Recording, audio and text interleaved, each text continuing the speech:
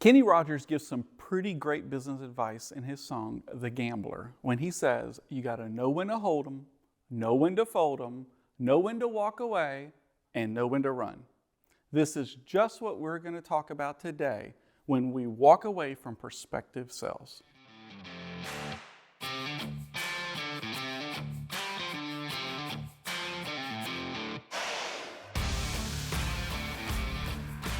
My name is Nezat with Decorative Concrete Engine, where we offer business building tips and instruction design to help you launch and propel your decorative concrete business forward. In this video, I'm going to give you 3 examples of when you should walk away from a prospective sale. Be sure to stick around to the end because I'm going to share tips when dealing with difficult customers. Because sometimes we stay in the game when we should have folded.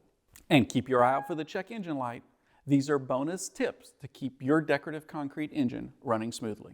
Let's jump into it. The first example of when to walk away from a prospective sale is when it means taking on something that's not in your lane.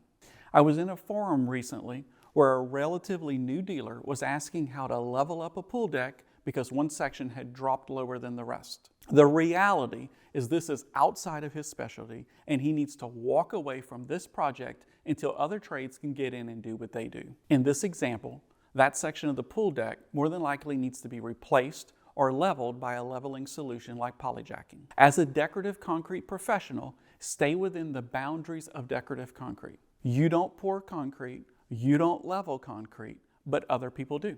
Once the potential customer has an adequate substrate, then as a decorative concrete professional, you can come in with the options in your toolbox to satisfy the customer's design wishes. It's time to check your engine. It's important to develop relationships with other contractors. You can refer business to them, and they in return can refer business to you. When developing these strategic relationships, be sure they have boundaries around their business too. Don't be a decorative concrete professional who tries to be all things to all people, and don't refer work to other contractors who try to be all things to all people. For example, you want a concrete contractor who only pours and finishes concrete, and a polyjack guy who does only leveling work, a brick mason who only does borders and brickwork. Another example of when to walk away from a prospective sale is when dealing with a difficult prospect. I'm going to give you some examples on dealing with difficult prospects, but stick around to the end because I'm going to give you some tips on how to handle difficult customers. Because sometimes they slip through, and sometimes you just don't have the courage to walk away. But before we get to those tips, you might be asking, how do you define a difficult prospect? I often walk away from a prospect who can't find the time to even meet with me to do an estimate because they're too busy. These kinds of people don't prioritize your time or your expertise, and they're likely going to continue to cause scheduling nightmares in the future. Another sign you may be dealing with a difficult prospect is when they continue to demand multiple samples or ask you to tweak things outside of your mainstream offering. For example, a customer who wants 3 samples of the same design with light texture, a medium texture, and a heavy texture in 3 different colors. Another red flag is dealing with a prospective customer who wants to see all the color options, sifting through 15 or 20 photos and still wondering what their project's going to look like. Another sign you're dealing with a potentially difficult customer is your own gut feeling. You'll get the sense that this is a person you just cannot please. No matter the specific circumstance, if you're dealing with a potentially difficult customer, either walk away or price the job accordingly to accommodate for the extra hassle you can predict. By raising the cost, it may mean you price yourself out of the project. But don't worry about it because it's probably not the kind of customer you want anyway. I know it's hard. Walking away from business you can do doesn't seem like the right call. But chances are this customer will never be satisfied and you'll have to redo things over and over, and it will not be a profitable project for you in the future anyway. Today's final example of when you should walk away from a prospective sale is when it's too small of a job. I wish I could help every prospect, but the reality is that we have a cost per hour for our crew, and sometimes with drying times, prep times, travel time, it's just not worth having those projects. As I've mentioned in previous videos, you don't want to eliminate small projects right off the bat. You may still want to go out on the estimate because you may be able to convince them or upsell them on other things to add in. If you do a good job explaining your value add And when you explain to them the minimum square footage and the cost of your time, the prospect often respects you for being professional and will want you to do the work and be willing to add areas to make it worth it.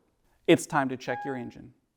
When screening the call over the phone to set the estimate, be sure to let them know their initial request is below your minimum, but you're willing to meet with them in person to discuss it. You don't want to show up and surprise them that their 90 square foot stoop is below your minimum.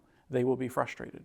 But you also don't want to refuse to go out on the estimate and miss the opportunity to show them that increasing the size of the project is worth it. Maybe I've convinced you to walk away from jobs that are too small, but you're not sure what to say. Here's an example of what I would say. Due to the size of the project, it doesn't justify me having my crew out here. The steps and drying time are the same in these small jobs as a larger one. It will still take 4 days to complete, but without having enough volume, I can't justify having my crew out for 30 minutes a day. I'd love to give you an estimate on your patio or garage floor to see if we can get above our minimum square footage. Let's say they don't want to add any more to the project. Before completely walking away, I may still give them a quote and let them know that if I get another project in the neighborhood, we may be able to add their project in, even though it's still below our minimum in the future. What you don't want to do is take this project as is. Do all you can, but if it just won't work, then walk away. We've been talking about handling difficult prospects, but before we wrap up, I promise some tips on dealing with difficult customers. Tip number 1, communicate everything clearly up front. Inform them how many days it will take to complete the project. Have proper contracts. Include proper disclosures, including how your warranty works, so that everything is clearly spelled out in writing up front. Tip number 2, put yourself in their shoes. Understand the investment your customer has made. Chances are they're being difficult because they've invested their hard-earned money and it's not turning out the way they thought it would. Compassionately communicate the reality of the situation, but be ready. Sometimes they don't like your answer. Tip number 3 for working with difficult customers is don't ignore them. Again, your customer has invested money and trust to work with you. Respond professionally and promptly as you would for a prospective customer. So there you have it. 3 times you should walk away from a prospective sell. Taking on something that's not in your lane, when dealing with a difficult prospect, and when it's too small of a job. If this has been helpful, be sure to give the video a thumbs up and subscribe to our channel for more tips to launch and propel your decorative concrete business forward. Thanks for watching.